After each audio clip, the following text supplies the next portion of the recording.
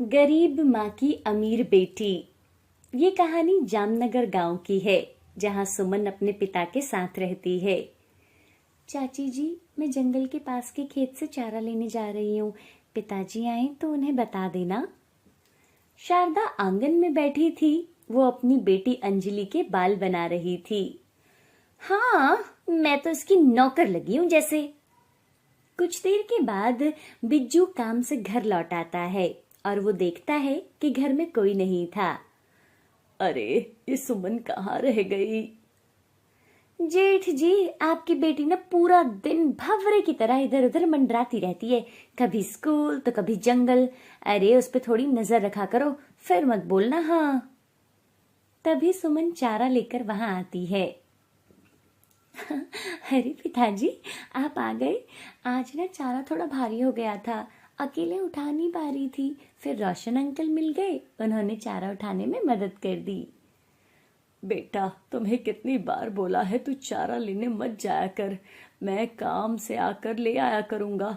तुम अपनी पढ़ाई पर ध्यान दो, और फिर घर का खाना पीना भी तो तुम्हें ही देखना पड़ता है। पिताजी, आप भी तो पूरा दिन धूप में काम करके थक जाते हो, और वैसे भी मुझे गाय के लिए चारा लाना बहुत अच्छा लगता है। चलो, अब मैं जल्दी जल्दी से सब काम कर लेती हूँ। सुमन जब 5 साल की थी, जब उसकी माँ एक बीमारी के चलते इस दुनिया से चली गई, तब से बिज्जू ने ही अपनी बेटी का ध्यान रखा। और अब सुमन 16 साल की है। वो पढ़ाई में बहुत होशियार है और साथ साथ घर के सब काम भी बहुत अच्छे से कर लेती थी। मुझे पता है मेरी बेटी बहुत सयानी है, लेकिन मैं चाहता हूँ कि तू पढ़ लिख ले। ऐसे ही कुछ साल बीत जाते हैं। अब सुमन कॉलेज की पढ़ाई कर रही थी। वहीं शारदा की बेटी अंजलि ने भी अभी 12वीं कक्षा पास की थी। एक दिन सुमन के लिए एक रिश्ता आता है। लड़का एक कंपनी में काम करता था। लड़के की माँ और भाभी सुमन को देखने आते हैं। शारदा, तुम लड़के की माँ और भाभी से बात कर लेना, और हाँ, लड़के के बारे में भी अच्छे से पूछ लेना। हाँ हाँ जेठ जी, आप ना सब मुझ पर छोड़ दो, मैं सब संभाल लूंगी। बहन जी, भैया ने तो सुमन बेटी को बहुत पढ़ाया लिखाया है। वो घर के कामकाज तो बिल्कुल नहीं करेगी। वैसे भी जो इतना पढ़ लिख जाता है, वो घर के कामकाज कोई संभालता है। मेरी भी एक बेटी है, मैंने उसे खूब कामकाज सिखाया है। घर का एक एक काम कर लेती है। अब माँ का तो यही काम है ना जी, कि अपनी बेटी को सब कुछ सिखा सके। हाँ, अब जिस घर में माँ ना हो, तो भला उसे घर संभालना कौन सिखाएगा। आप बैठो, मैं अभी सुमन को लेकर आती हूँ। तभी सुमन शारदा के साथ चाय लेकर आती है और सबके पैर छूती है। सब चाय पी रहे थे। बेटा, तुम सब काम काज जानती हो ना। हमें ऐसी बहू चाहिए जो हमारे घर परिवार को संभाल ले। हाँ बहन जी, हमारी सुमन कॉलेज जाती है, पढ़ी लिखी है, सब काम काज संभाल लेगी, एक एक पैसे का हिसाब कर लेती है। हाँ, अब इतना पढ़ लिख कर कोई घर के काम थोड़े ही करेगा। अच्छा जी, अब हम चलते हैं, हम बेटे से बात करके आपको बताते हैं। और अगले ही दिन लड़के वाले मना कर देते हैं। ये तो होना ही था, मैंने इनको इतने अच्छे से जो समझाया था। और शारदा उस लड़के से अपनी बेटी का रिश्ता जोड़ लेती है। ऐसे ही समय बीत जाता है। जितने भी रिश्ते सुमन के लिए आते हैं, शारदा उन्हें तुड़वा देती थी। इधर शारदा की बेटी अंजलि की शादी उस लड़के से हो जाती है। बिज्जू बहुत परेशान रहता था, उसे रात भर नींद नहीं आती थी। अंजलि बेटी मेरी सुमन से 2 साल छोटी है। अब तो उसकी भी शादी हो गई है, लेकिन सुमन का कोई भी रिश्ता सर नहीं चढ़ता। कहीं मैंने अपनी सुमन को इतना पढ़ा लिखा कर गलती तो नहीं कर दी। इस बार इसकी कॉलेज की पढ़ाई भी पूरी हो जाएगी। हे भगवान, अब तुम ही रास्ता दिखाओ। कुछ दिन के बाद एक दिन पंडित जी बिज्जू के घर आते हैं। बिज्जू भैया, मुझे किशन सेठ जी ने तुम्हारे पास भेजा है। वो कल अपने परिवार के साथ यहाँ तुम्हारी बेटी को रोकने आ रहे हैं। क्या? साथ वाले गांव सेठ जी, वो किशन सेठ जी? पर वहां मेरी बेटी कैसे? अरे भाई, अब ये परवर कैसे सब छोड़ दो और कल की तैयारी कर लो। वो कल सुबह ही यहाँ आ जाएंगे। बिज्जू अपनी सुमन बेटी को ये सारी बात बताता है। सुमन बेटा, वो पंडित जी आए थे, बोल रहे थे कि साथ वाले गांव के सेठ अपने बेटे का रिश्ता लेकर कल हमारे घर आ रहे हैं, तो सब तैयारी कर ले बेटा। मैं अभी कुछ सामान लेकर आता हूँ और शारदा और गोपाल को भी बोल देता हूँ। कौन किशन सेठ जी? पिताजी सुनो, मेरी बात तो सुनो पिताजी। बिज्जू गोपाल के घर जाता है। गोपाल, कल सेठ जी अपने बेटे का रिश्ता लेकर यहाँ आ रहे हैं, तो शारदा को बोल दे अब सब उसे ही संभालना है। गोपाल शारदा को सब बताता है। क्या? सेठ जी के बेटे का रिश्ता इस मनहूस के लिए? हे भगवान, नहीं नहीं, मैं ऐसा बिल्कुल नहीं होने दूंगी। उनको यहाँ आने तो दो, ऐसी तारीफ करूंगी इसकी कि वो यहाँ से खुद ही भाग जाएंगे जैसे बाकी सब भागे थे। अगली सुबह सेठ जी अपने परिवार के साथ वहां आते हैं और उनके नौकर भी साथ थे, जिनके हाथों में तोहफे थे। सब तोहफे घर में रखे जाते हैं। अरे सेठ जी, इन सब की क्या जरूरत थी? अरे जरूरत क्यों नहीं है भाई साहब, अब हम होने वाले समधी के घर आए हैं, खाली हाथ थोड़े ही आएंगे। सब बैठकर बातें कर रहे थे। अरे बिटिया को बुला दो, जल्दी से रोके की रस्म शुरू करते हैं। हाँ हाँ, पहले हमारी बिटिया के बारे में थोड़ा जान तो लीजिए, कितनी पढ़ी है, काम काज कर लेती है या नहीं, ये सब। अरे बहन जी, ये और मेरा छोटा बेटा राहुल सुमन बिटिया के बारे में सब जानते हैं। क्या? लेकिन कैसे? अरे वो एक दिन मैं किसी काम से इनके कॉलेज जा रहा था और रास्ते में मेरी गाड़ी खराब हो गई। ड्राइवर ने बोला कि कॉलेज पास में ही है, तो मैंने सोचा पैदल ही चला जाता हूँ। धूप इतनी थी कि गर्मी के कारण मुझे चक्कर आने लगे और मैं एक पेड़ के नीचे बैठ गया। तभी वहां से सुमन बेटी गुजर रही थी। आप ठीक तो हो ना अंकल जी? आपको पानी चाहिए? और सुमन बेटी ने अपनी पानी की बोतल मुझे दे दी। लगता है अंकल जी धूप की वजह से ना आपको थकावट हो गई है। आपको कहाँ जाना है? अरे वो मेरा बेटा पास ही के कॉलेज में पढ़ता है, वहीं जा रहा था बेटा। मेरी गाड़ी खराब हो गई, सोचा चलकर ही चला जाता हूँ, लेकिन इतनी धूप में अब हमसे कहाँ चला जाएगा। तुम जाओ बेटा, मैं ड्राइवर को यहीं बुला लूंगा। और सुमन बिटिया ने बताया कि वो भी वहीं पढ़ती है। वहां और भी बच्चे जा रहे थे, लेकिन किसी ने ध्यान नहीं दिया कि मैं बैठा हुआ हूँ और मुझे पानी की जरूरत है। बातें करते करते सुमन बेटी मुझे कॉलेज ले गई और टीचरों से भी मिलवाया। घर आकर मैंने राहुल से पूछा तो उसने बताया कि सुमन उसके कॉलेज की होनहार विद्यार्थी है और सबकी पढ़ाई में मदद भी करती है। इसलिए तो हमने बिना किसी से बात किए पंडित जी को यहाँ भेज दिया, क्योंकि हम अपने बड़े बेटे के लिए कोई ऐसी ही लड़की ढूंढ रहे थे। ये हमारा बड़ा बेटा आकाश है, जो 1 साल पहले ही टीचर बना है। सुमन बिटिया को बुलाइए ना जी, आखिर मैं और आकाश भी तो उससे मिले।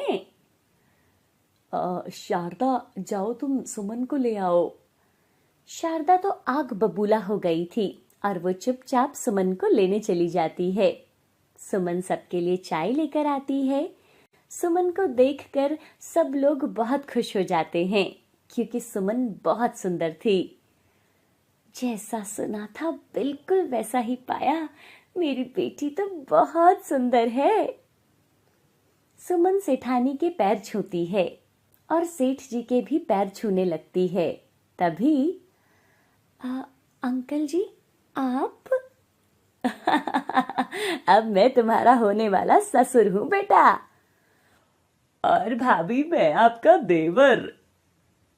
सुमन शर्मा जाती है और सब हंसने लगते हैं।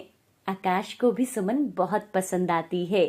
दोनों का रोका हो जाता है और कुछ ही दिनों में दोनों की शादी हो जाती है। अब सुमन से सब लोग बहुत प्यार करते थे। उसे वो अपनी बेटी की तरह रखते थे। सुषमा की शादी को 5 साल हो गए थे। अभी तक उसका कोई बच्चा नहीं हुआ था, जिस बात का ताना उसकी सास दिन रात उसे मारा करती थी। न जाने कब घर में बच्चा आएगा, कब मैं पोते का मुंह देखूंगी। मेरे बलराज के साथ जिन जिन लड़कों की शादी हुई थी, सबके घर में बच्चे हैं। अरे बस मेरा ही एक आंगन सूना रह गया है। अरे माँ, रोज सुबह आँख खुलती नहीं कि तू अपने तारों की बारिश शुरू कर देती है। अरे बच्चे भी हो जाएंगे। अरे कब होंगे, मैं तो बुढ़िया हो गई हूँ। मेरा कितना अरमान है कि मैं अपने पोते को खिलाऊं। और सोचो माँ, अगर बच्चा हो भी जाए और वो लड़की हुई तो? अरे हे भगवान, एक तो औलाद नहीं हो रही, ऊपर से मनहूस मुंह खोल रहा है तो क्या बोल रहा है। सुन, चाहिए तो मुझे पोता ही, वही वंश का नाम आगे बढ़ाता है। सुषमा की सास का बड़बड़ाना बंद ही नहीं हो रहा था। उधर सुषमा की आंखों में आंसू आ जाते हैं। बलराज उसके पास जाकर कहता है, अरे क्यों रोती हो पगली? तुम्हें तो पता है ना, माँ की आदत है ही ऐसी, कुछ ना कुछ बोलती ही रहती है। तो क्या गलत कह रही है? 5 साल हो गए हमारी शादी को और अभी तक बच्चा नहीं हुआ। अरे अपने कृष्ण जी पर भरोसा रखो, जल्द ही देख लेना हमें खुशखबरी मिलेगी। बलराज अपने काम पर चला जाता है। वो लोग बहुत गरीब थे और इसलिए बलराज की माँ हमेशा कहती रहती थी कि पोता होना चाहिए, पोती होगी तो खर्च ज्यादा होगा। और एक दिन भगवान की कृपा से सुषमा गर्भवती हो जाती है। मैं बहुत खुश हूँ सुषमा। देखो, लड़का हो या लड़की, बस भगवान एक स्वस्थ बच्चे को हमें भेज दे। देख सुषमा, अच्छी बात है कि तेरा पाँव भारी हो गया है, लेकिन मुझे पोता ही चाहिए। ये सुनकर सुषमा की रूह कांप जाती है। फिर एक दिन आता है कि जब सुषमा एक प्यारी सी बेटी को जन्म देती है। बलराज और सुषमा बहुत खुश थे, लेकिन सुषमा की सास को ये बिल्कुल भी अच्छा नहीं लगा। अरे इतने साल बाद बच्चे को जन्म दिया और वो भी बेटी। अरे मेरे बलराज से तो हम 3 लोगों का पेट नहीं पाला जा रहा, फिर इस लड़की का खर्चा कहाँ से उठाएगा मेरा बेटा? कैसी बातें कर रही हो माँ? सबकी किस्मत होती है, ये भी अपनी किस्मत लिखवा कर लाई है। देखते ही देखते सुषमा की बेटी, जिसका नाम उन्होंने विधि रखा था, वो 1 साल की हो जाती है। वो पैदल भी चलने लगी थी और माँ भी बोलने लगी थी। वो खुशी खुशी अपनी दादी के पास जाती है कि तभी उसकी दादी उसे हाथ से पीछे की तरफ धकेल देती है। विधि गिर जाती है और उसके माथे पर गहरी चोट आती है। माँ, तूने ये क्या किया? देख विधि को कितनी चोट आई है। सुषमा और बलराज उसे डॉक्टर के पास लेकर जाते हैं। विधि के माथे पर 4 टांके आते हैं। इसी तरह 6 महीने और बीत जाते हैं। एक दिन सुषमा की सास विधि को घुमाने के लिए बोलकर घर से निकलती है और जब वो आती है तो वो खाली हाथ आती है और रोने लगती है। माँ, तुम क्यों रो रही हो? और विधि कहाँ है? बताओ ना, बताओ माँ, मेरी बेटी कहाँ है? अरे बेटा सुषमा, आज तो बहुत बड़ी गड़बड़ हो गई है। मैं नदी के किनारे घूमने गई थी और विधि खेलते खेलते अचानक नदी में बह गई। ये सुनकर सुषमा बेहोश हो जाती है। बलराज जब घर आता है तो उसे भी यकीन नहीं होता। वो अपनी माँ से पूछता है, लेकिन हर बार वो यही कहती है कि विधि नदी में बह गई। लेकिन असल में सुषमा की सास अपनी पोती को बिल्कुल पसंद नहीं करती थी, इसलिए वो उसे पास के शहर के एक अनाथ आश्रम में छोड़ आती है। बलराज गांव वालों को लेकर नदी पर जाता है और बहुत खोजबीन करता है, लेकिन विधि का कहीं कोई अता पता नहीं था। इस हादसे के बाद सुषमा एकदम से गुमसुम हो जाती है और हर वक्त बलराज से एक ही बात कहती है कि मेरी विधि को ढूंढ लाओ। कुछ साल बाद बलराज की माँ भी गुजर जाती है। सुषमा, क्या हालत बना रखी है। 10 साल हो गए हैं। अगर विधि को मिलना होता तो वो मिल जाती। भगवान ने जैसे उसे हमें दिया था वैसे ही हमसे छीन भी लिया है। नहीं नहीं, मेरी विधि जिंदा है। मेरा दिल नहीं मानता जी कि मेरी बेटी को कुछ हुआ है। देख, तू मान या ना मान, पर मुझे लगता है कि वो अब इस दुनिया में नहीं है। बस तेरा दिल माँ का दिल है, इसलिए तू ये बात मान नहीं रही। और मुझे लगता है तू यहाँ रहेगी तो हमेशा उसे याद करती रहेगी। चल ऐसा करते हैं, हम लोग शहर चलते हैं। नहीं नहीं जी, हम लोग शहर नहीं जाएंगे। अगर कभी विधि वापस आ गई तो हमें घर पे ना पाकर उस पर क्या गुजरेगी। कैसी बच्चों जैसी बातें कर रही है। 1.5 साल की थी जब वो गुम हुई थी। उसे तो कुछ याद भी नहीं होगा अगर वो जिंदा भी हुई तो। इस बात को सुनकर सुषमा जोर से चिल्लाती है कि मेरी विधि को कुछ नहीं हुआ। बलराज किसी तरह उसे समझा बुझाकर सुषमा को शहर ले आता है और इधर उधर काम करने लगता है। देखते ही देखते 10 साल और निकल जाते हैं। सुषमा और बलराज अब काफी बूढ़े दिखने लगे थे। जहां वो काम करते थे, एक दिन वहां उन दोनों को भी काम से निकाल दिया जाता है। एक दिन वो दोनों सड़क के किनारे बैठे हुए थे कि तभी वहां एक गाड़ी आकर रुकती है। उसमें से एक लड़की अपनी माँ के साथ उतरती है। माँ, ये दोनों बहुत गरीब लग रहे हैं, क्यों न इनको ये कपड़े और खाना दे दें? हाँ निधि, तुम इनको दे सकती हो।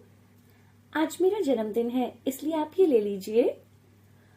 बहुत बहुत मुबारक हो बेटी। भगवान तुम्हें लंबी उम्र दे। लेकिन हमें ये सब नहीं, हमें काम चाहिए। क्या तुम हमें काम दे सकती हो? निधि अपनी माँ से कहती है और उसकी माँ कहती है कि चलो ठीक है, दोनों को गाड़ी में बिठा लो। और वो उन्हें अपने घर ले जाते हैं ताकि वो घर का काम कर सकें। बलराज और सुषमा निधि के घर आ जाते हैं। निधि 21 साल की एक बहुत सुंदर सी लड़की थी। उसके बाल लंबे थे और कुछ कटे हुए बाल उसके माथे पर रहते थे। सुषमा जैसे ही निधि को देखती है, उसे अपनी बेटी विधि की याद आ जाती है। अगर आज मेरी बेटी जिंदा होती तो बिल्कुल ऐसी ही दिखती। भूल जा सुषमा, हमारी किस्मत में औलाद का सुख ही नहीं था। वो दोनों निधि के यहाँ काम करने लगते हैं और दोनों माँ बेटी अकेले रहते थे। निधि के पिताजी का निधन काफी पहले हो गया था और उसकी माँ स्कूल में टीचर थी। क्या नाम बताया था तुमने अपना? मैं तो भूल ही गई। मालकिन, मेरा नाम सुषमा है। अरे हाँ, याद रखूंगी मैं अब इसे। अच्छा, तुम खाना अच्छा बहुत बनाती हो। आज मेरे स्टाफ ने ना तुम्हारे खाने की बहुत तारीफ की थी।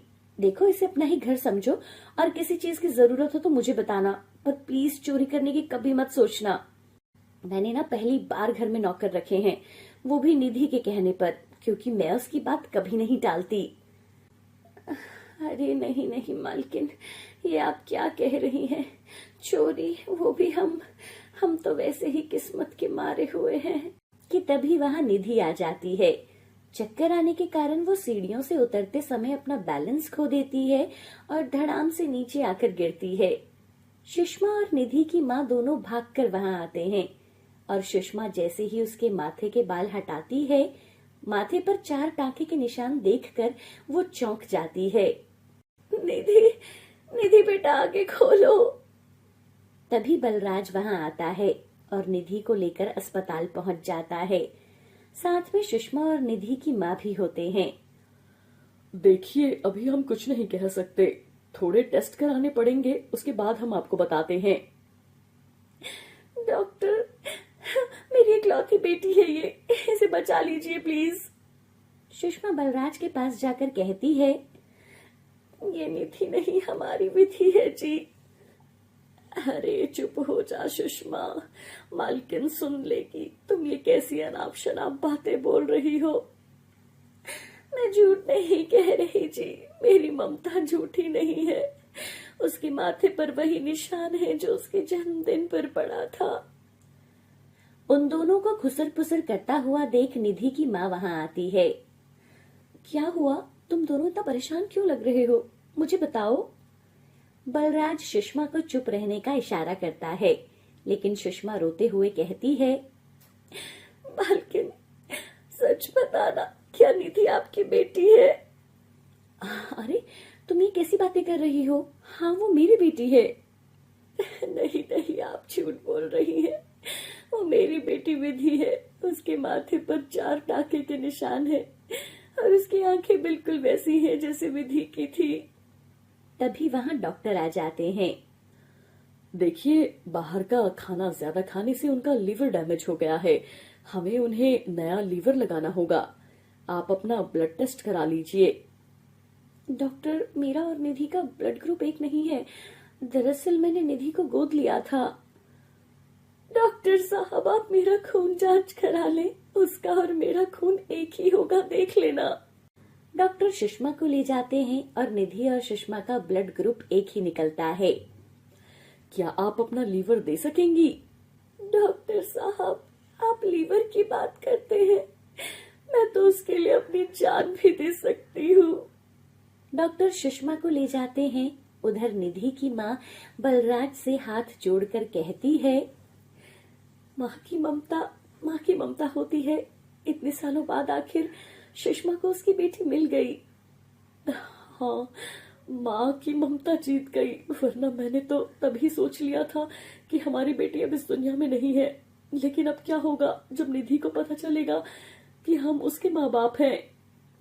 निधि की माँ कोई जवाब नहीं देती और कुछ दिन बाद सुषमा के दिए हुए लीवर से निधि की तबीयत जल्द ही अच्छी हो जाती है। एक दिन सुषमा से काम करते समय निधि की एक बहुत ही प्यारी चीज टूट जाती है, जिस पर निधि सुषमा पर बहुत गुस्सा करती है। ये तुमने क्या किया? तुम्हें पता भी है ये कितना कीमती था? मैंने गलती करी जो तुम जैसे बूढ़े लोगों को मैंने काम पर रखा। मुझे तुम्हें काम पर रखना ही नहीं चाहिए था। दिखाई नहीं देता और चीजें तोड़ देते हो। निधि गुस्से में सुषमा पर हाथ उठाने ही वाली थी कि उसकी माँ बीच में आ जाती है। ये तुम क्या कर रही हो? क्या मैंने तुम्हें ऐसे ही संस्कार दिए हैं? और जिस पर तुम हाथ उठा रही हो वो तुम्हारी सगी माँ है। आज अगर तुम जिंदा हो तो उन्हीं की वजह से हो। सुषमा और बलराज के मना करने पर भी निधि की माँ निधि को सारी सच्चाई बता देती है और सच्चाई जानने के बाद निधि सुषमा और बलराज से माफी मांगती है। सुषमा अपनी बेटी को गले लगाकर जोर जोर से रोने लगती है। माँ, बाबा, आप लोगों ने मुझे पहले क्यों नहीं बताया? मुझे माफ कर दो। कोई बात नहीं बेटा, अनजाने में ऐसी गलतियां हो जाती हैं। पर तुम ये देखो ना कि सुषमा की ममता में कितनी सच्चाई थी कि तुम उसे मिल गई। यही तो माँ की ममता होती है ना माँ। फिर उन लोगों ने अपने गिले शिकवे दूर करे और चारों खुशी खुशी रहने लगे।